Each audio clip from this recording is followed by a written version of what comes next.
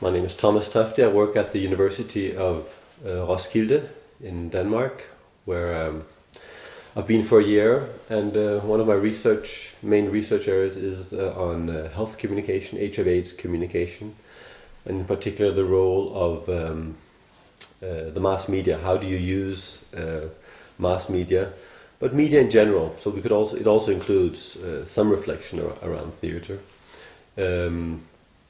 With an entertainment education drive. So I've been working for some years in South Africa.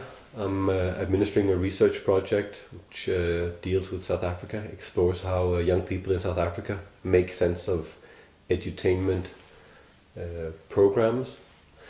And I've also worked as a consultant, including in Mozambique and other places in Southern Africa, Zambia, and Tanzania and East Africa, trying to explore the modalities of edutainment in development work, in sector programs. So yeah, some different experiences on research and consultancy, trying to work with edutainment, which I find a fascinating strategy, which has a lot of potential. But as in general with media and communication, it's a discussion both of different tools you can use, be it theatre or TV or radio, but it's also a big discussion on what you put into it. So it's also a discussion about content, and obviously also a discussion about competencies. Are you able to put the right content into the right medium? Well, edutainment is a strategy where you combine an entertainment format, and that can be a theatre drama, which has an entertaining objective. It can be a soap opera, it could be a puppet show, it could be a radio drama, it could be a music show, and combine it with your preoccupation about some educational objective or issue. Typically within HIV/AIDS, it's putting sexual behavior often on the agenda, but we can also discuss some of the underlying issues which I think are important. And then hoping for the best. But it's a strategy which is old. It's a strategy which has existed for many years, also in our part of the world. And a good old example is Popeye from the US, which is this small cartoon figure which was used in the crisis years, in the 30s, years of depression and poverty in the US, to get young kids to eat better food, to eat vegetables, to eat cabbage, actually. So you know Popeye, he's this tough sailor guy who eats a lot of cabbage and gets very strong. And that's a simple way of trying to promote eating healthier, better food amongst kids. And later examples, The Archers, which was a radio program in England in the 50s. It was an information and training program, but the format was a radio drama for peasants and farmers, the rural population of England. It's still on, actually. It's one of the oldest entertainment education programs, or edutainment programs at all existing. Now it's not. It's just plain entertainment. They gave up the educational aspect in 1971, and there are many other examples. In the 70s, it began being used a lot through the mass media, through television, with soap operas. It started in Peru. It was explored a lot by a Mexican telenovela educationalist called Miguel Sabido, who's still active. He made a lot of educational soap operas on issues of family planning, hygiene for the Mexican TV station Televisa, and so on. It was exported afterwards to other places. The methodology of using TV drama. In Africa, there's a quite strong tradition of using radio drama Also ordinary theatre drama. Obviously that's an older, stronger way of storytelling, but radio drama was a way that, supported by donors, has been explored a lot, actually since the 70s in many African countries. So it has a lot of history, which I consider the first generation of edutainment, where the main purpose is to use the entertaining format to promote a particular behavior. So that's why it's called social marketing. You're marketing a social behavior with the objective to change people's behavior. So social marketing has been widespread and is still widespread, has been it for at least 30 years. But then in more recent years, I would say in the last decade or so, there has been an emergence of a new way of using some of these strategies, which are focused more on not only communicating to promote a particular behavior, but also trying to engage people to participate in formulating what is the solution. So more communicating some of the issues, some of the problems, and based more on participatory strategies, where it's also about workshops, it's also about discussion, it's also about dialogue, where you try to reflect upon and critically assess the problem you want to try to solve.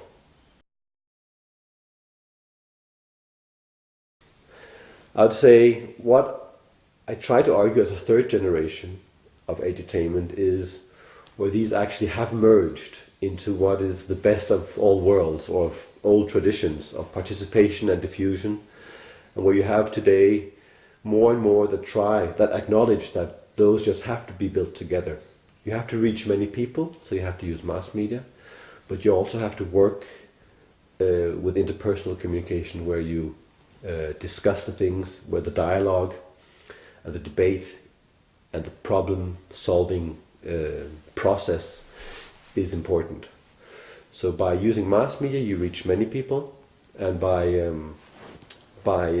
using the more participatory dialogue oriented strategies you reach fewer people, but you get people to reflect. I think the more important is to distinguish the early forms or the social marketing strategies from the others. But a good example of innovative edutainment, I would say, is the Soul City edutainment vehicle in South Africa. It's an NGO that works with a combination of TV drama and radio drama. They don't use theatre, but I believe there are spin-off effects where you've seen local theatre groups take up some of these, some of their materials, their print materials, and use them as inspiration for theatre. But they combine wanting to reach many South Africans with the TV and the radio drama, with the need for reflection around and discussion, which is also especially important in HIV/AIDS, where it's about often breaking the silence and coming around the whole issue, the taboo issue of HIV and AIDS in particular. So there, the mass media can't stand alone. They have to be combined with different forms of interpersonal communication.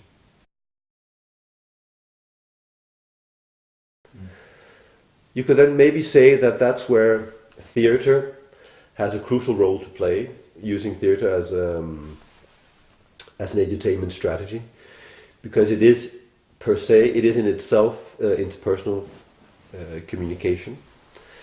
It's a form where you can convey a message, you can present a problem, but once the piece is over, or we can also discuss that, also within the piece you can actually build in forms of engaging people in a dialogue, in a discussion, in a problem-solving process. For example, the Brazilian theatre man Augusto Boal who is very inspired by his old mentor, the late Paulo Freire, educationalist, philosopher. Augusto Boal's way of working with theatre, I think, is very much along what I'm trying to call this second or third generation edutainment, where you act out a piece, be it on HIV or any other, say, development problem, and where you then invite the audience to come up with solutions and to actually act their interpretation and their comment into the piece. So you get a very participatory way of getting people to involve themselves in what the drama people, the theatre group, is trying to put on the agenda. So that becomes, it's much more than just marketing a social issue. It's about actually putting it on the agenda and inviting to dialogue and reflection around it. What collaboration projects between existing mass media edutainment projects like Soul City and small-scale theatre projects exist? To the best of my knowledge, I don't think there are explicit collaborations. There are, I think, some synergies that are created between, for example, the Soul City in South Africa and drama groups, theatre groups. But it's an obvious linkage which should be explored and exploited, should be developed much further, because the thinking is already there. If you look at Soul City and the way they work, they have deliberately explored the interaction between, or the need for combination between using mass media, and that is using TV drama and radio drama, with some phone-in radio programs as well, with the need for interpersonal communication. So you can't, they recognize that, you can't just spread information or tell a story on TV in a dramatized format and call that edutainment and hope for the best. You could, and that's also done quite a lot, but the recognition I'm talking about that Soul City has is the need for combining that with the reflection, the need for debate, the need to talk about what you've seen, the need to think about what you've heard on in the radio or on TV. So the need for combining mass media with interpersonal communication. The way they do that then is to partner with NGOs, civil society, also with some ministries, and produce a lot of material, written material, which can be used. So that the issues they bring onto the agenda on TV, in the radio, around HIV/AIDS, different. It can be also other issues, but they work a lot on HIV/AIDS. Is then sustained as a debate through the print media, taken by the NGO, and then put into a workshop and discussed, or taken by the school teacher and put into the classroom and discussed. So you have ways where you expand your campaign from just the few weeks of a TV series or the few weeks of a radio drama. Then afterwards you can then use it.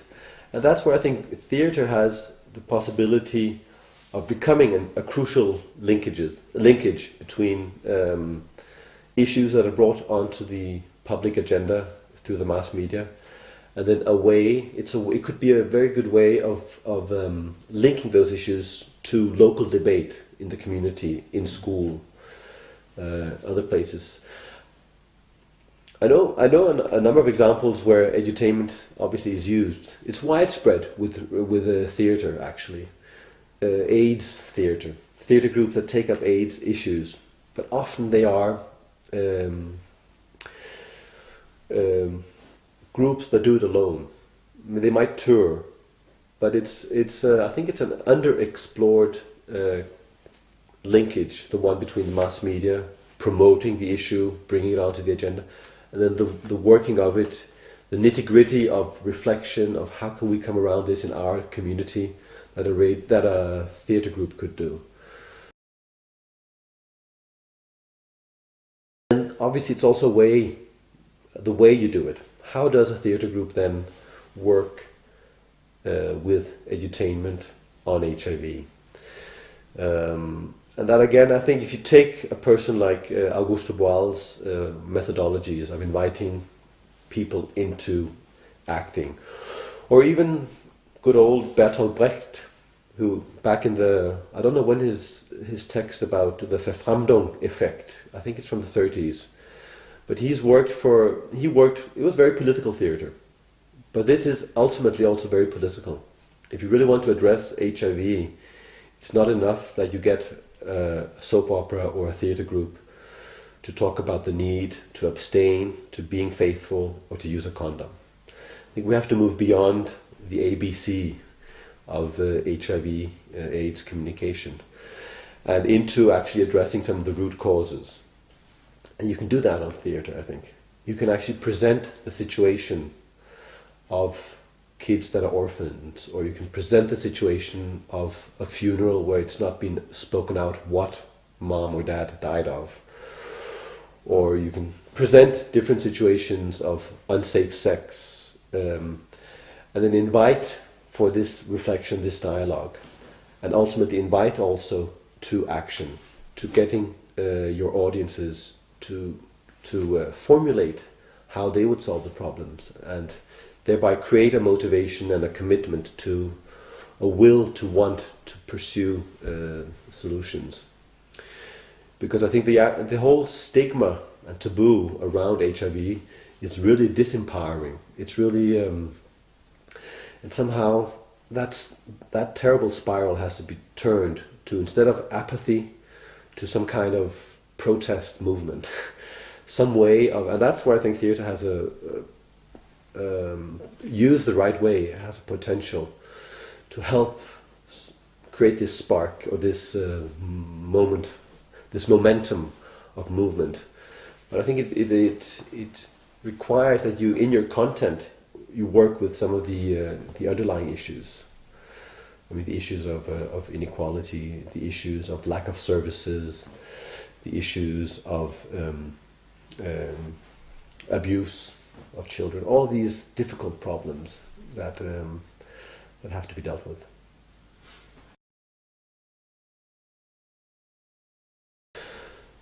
Well, I think if you look in many African countries,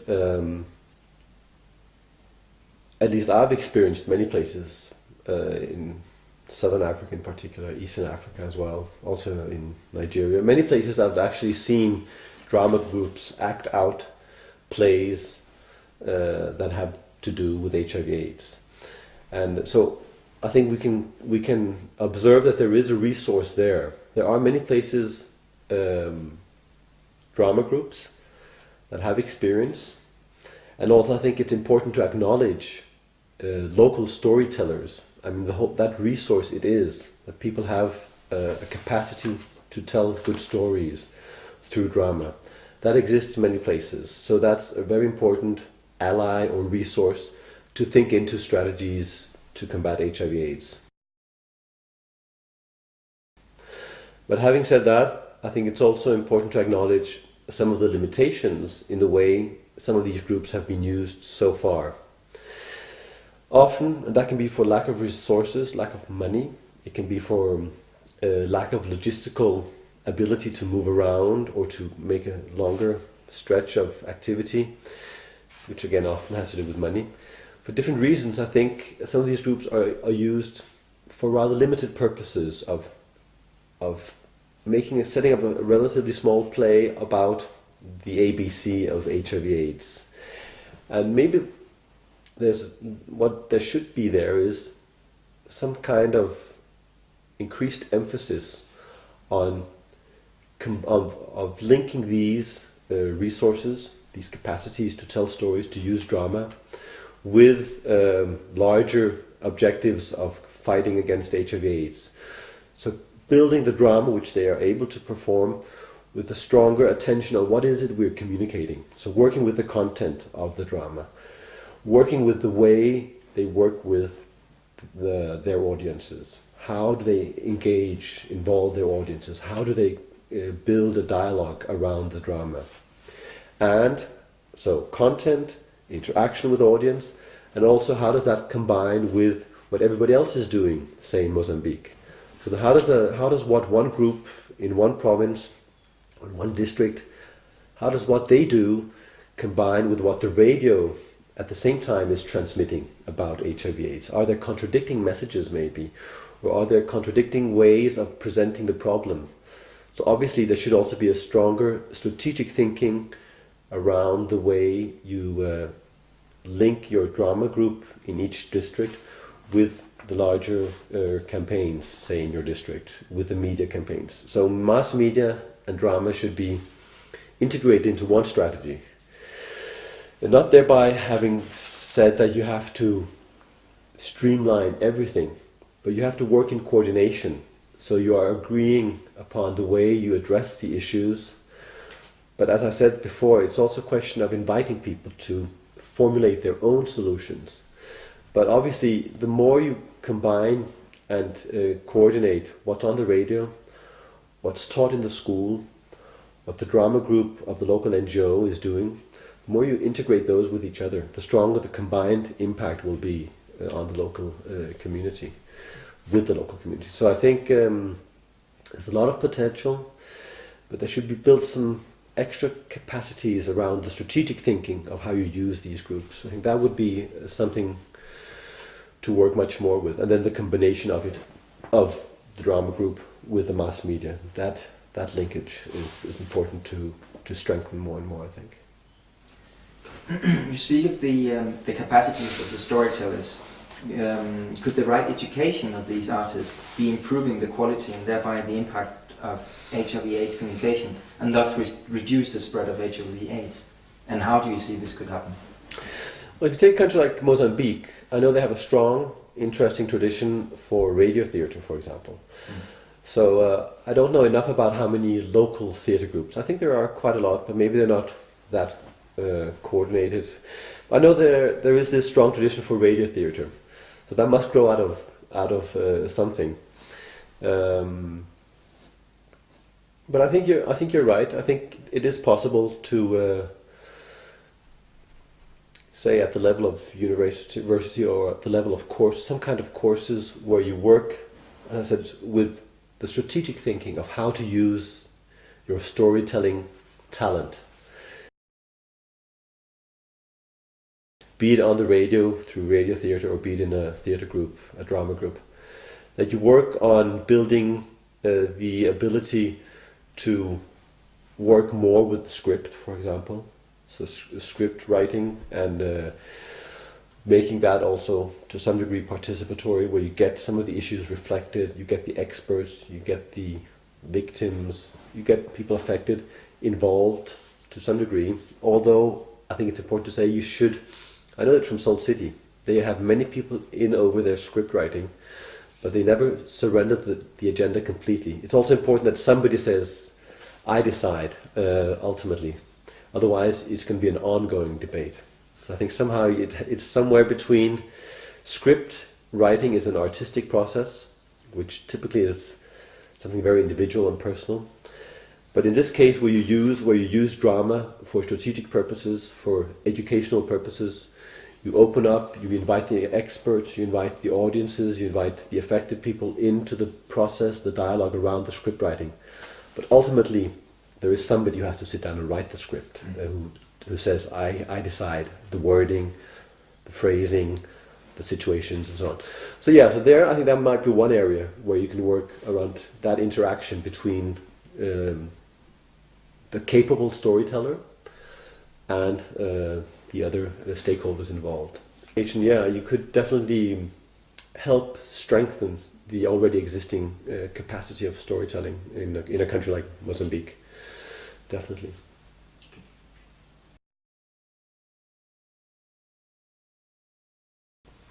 Do you have a concrete example of where theatre could be applied, could be used in edutainment projects? Yeah, I think a good example of using theatre for edutainment would be what's happening in KwaZulu-Natal in South Africa, in the outskirts and cities around Durban and in Durban. The group called Drama Aid, which is an NGO with affiliations to the KwaZulu-Natal University of KwaZulu-Natal. Drama, they work both in say the easy to access schools. So they work strategically with drama, HIV/AIDS focused in their content in school classes, and getting the school kids involved in discussing the issues. This whole issue of breaking the silence around HIV is still very much a big issue. So that's one, I would say, successful story, to the best of my knowledge. And then they also work in what one might call difficult to access groups, which would be prisoners. They work actually in prisons with drama.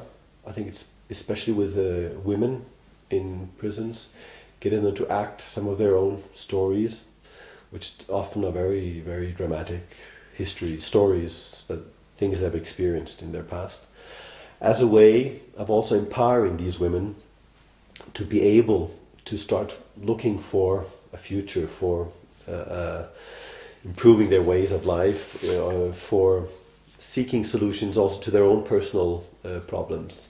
Many of them being HIV positive, also learning to live with HIV, recognizing the fact that they have it. Because again, denial is also a huge issue. So yeah, so drama can be used, say, with some of these difficult to access groups. When you talk about, you can't make a mass media campaign just to prisoners, or just to, say, sex workers in particular regions of a city or where they might be.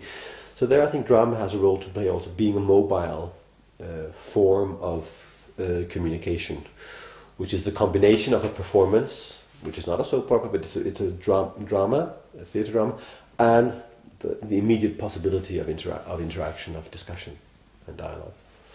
So yeah, so that would be one example. So if we look at ways of using drama, using theatre, often I think it's also important that you recognize the lives of, say, young people, which are a typical audience of theatre. Also, given that in many countries the audiences or the populations are young populations. If you take cities, the media are playing an increasing role.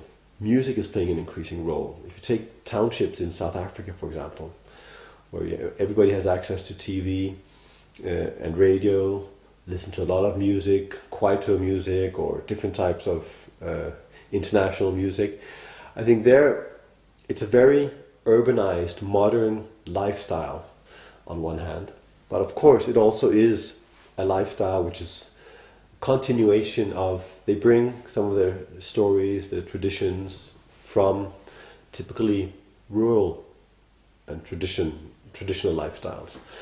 If you're a theatre group and you're living in an urban site, I think it's important in a big city, in Mozambique it would be Maputo, maybe even Beira, then I think it's important in an urban context that you reflect in your theatre piece, you work explicitly with the modern music, the mediated everyday life of these kids, so that you use the last episode of a soap opera or a character from a soap opera in your theatre piece. Because all of these mediated characters, references to music, ways of expressing yourself, is part of their popular culture, these audiences' popular culture. It's their way of expressing themselves, it's what they know, it's what they use. So there, as a theatre group, I think you also have to speak the language of your audience and use the resources, the references that they use, to be able to facilitate your communication, to be able to, what it's all about is creating trust and creating identification, and thereby opening the possibility of a dialogue. So I think that's very important.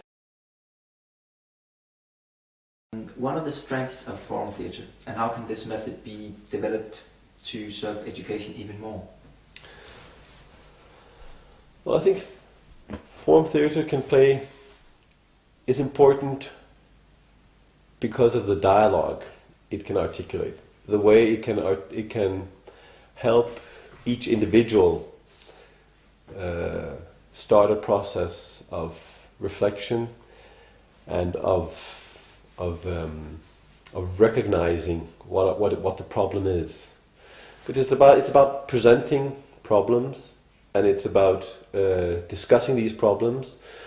So each person goes through an individual process of recognition, a therapeutic process where you reach an understanding and you start acting upon it.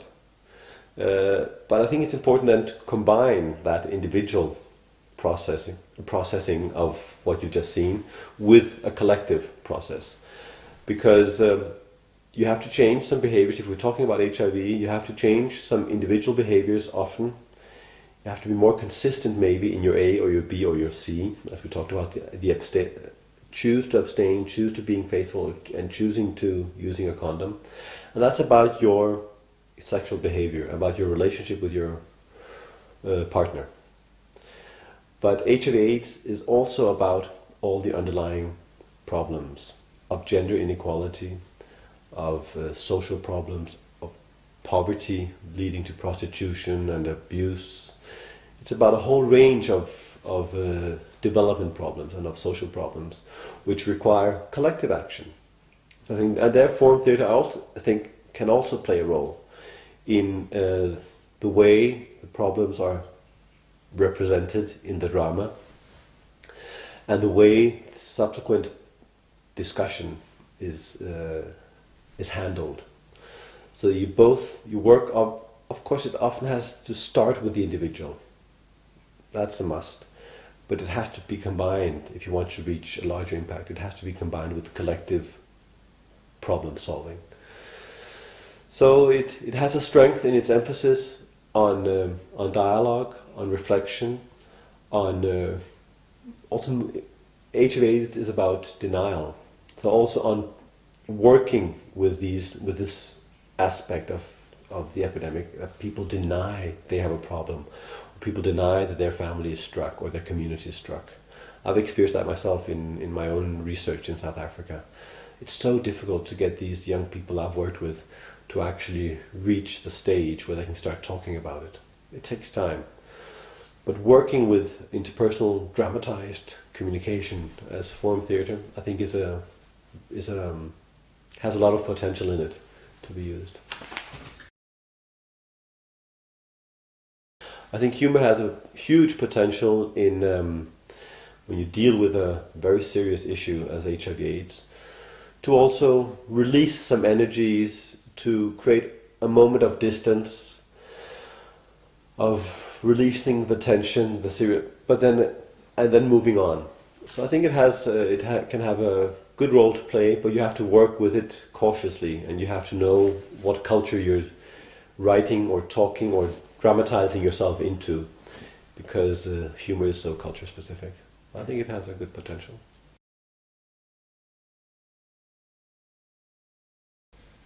Well, it is a kind of a research process, and because in edutainment you also speak about formative research, the research that you do when preparing a piece of drama, be it on TV, radio or theatre.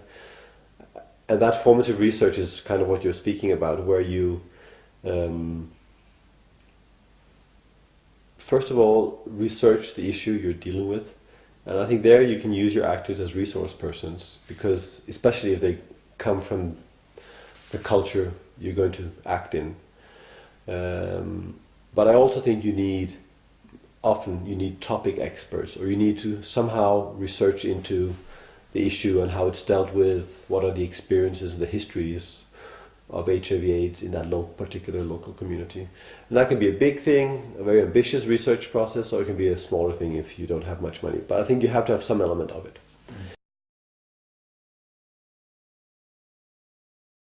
But yes, it's kind of like action research. What you're talking about is kind of like action research, that you go into a process, and you can even build it out. I think also, maybe this is a little beyond your question, but I think that there's also a need to be able to document and understand what impact your theatre will have. So if you're designing or writing a script and performing a piece and having a lot of experience with it, somebody should ideally be following that, monitoring that process. So there should, and that's where a collaboration with universities would be obvious. That's where the need for some kind of independent monitoring unit, a person from a university, a person from a consultancy company, but somebody who can monitor what's happening. And there are many ways of doing that. And that's a big discussion in itself. How do we really understand what's working, what's not working, and especially how it's working? But when you're working with theatre groups, I think it's a range of qualitative methodologies where you really look into how are people understanding and how are people using the whole experience they've just been through. The experience of being confronted to a drama and the experience also of discussion and of dialogue. They go home and then what happens? So ideally you should also be out trying to track what happens once they left the edutainment experience.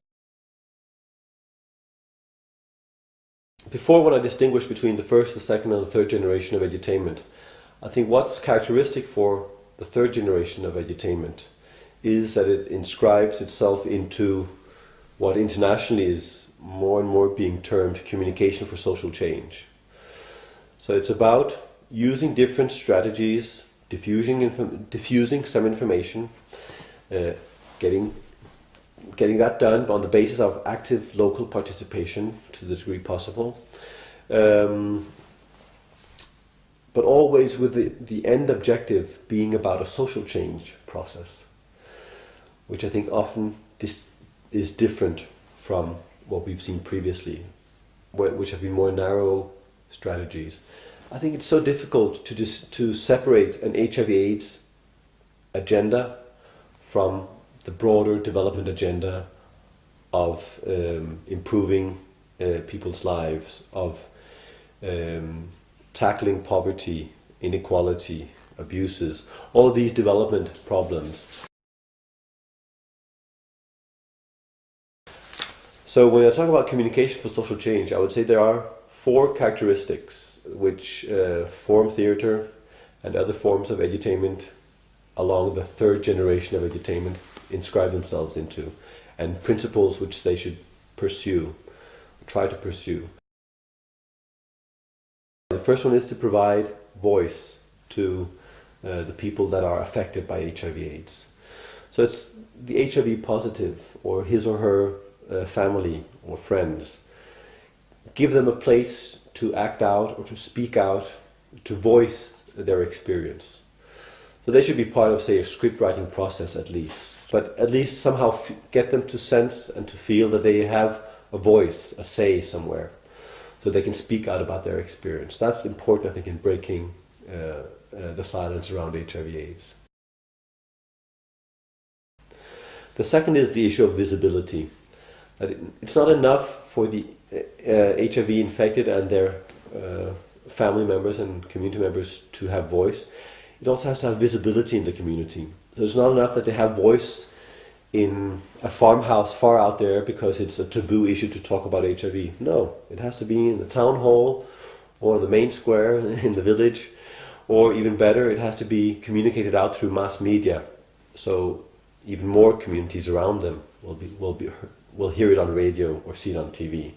So visibility is the second issue, I think, to when you want to address HIV. Voice and visibility.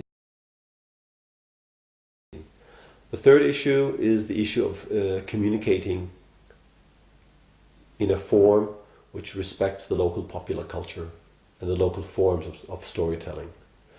So it's about speaking the language of people. It's about speaking and entertaining in ways people are used to. So using local traditions of storytelling. And drama is in all societies have versions of drama, have storytelling as an essential component of people's lives. So adapting or embedding your strategy in that tradition of local popular culture and storytelling is a third element I think is important. And fourth, and maybe most important and most difficult, is to tackle these underlying problems that go beyond the individual sexual behavior.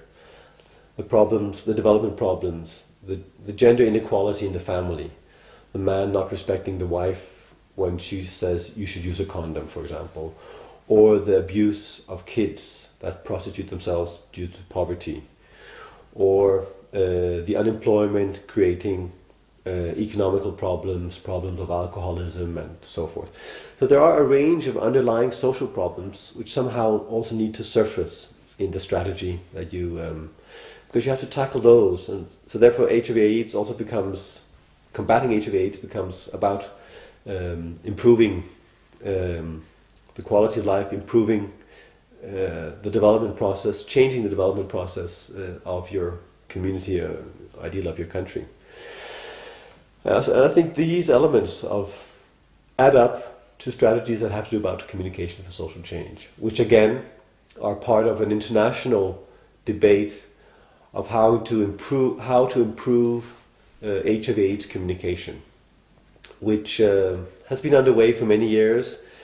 But I think in the last 5 or 6 years there's been a stronger and stronger recognition of the limitations of some of the previous strategies used. Social marketing alone is not enough. Focusing on individual behavior is not enough.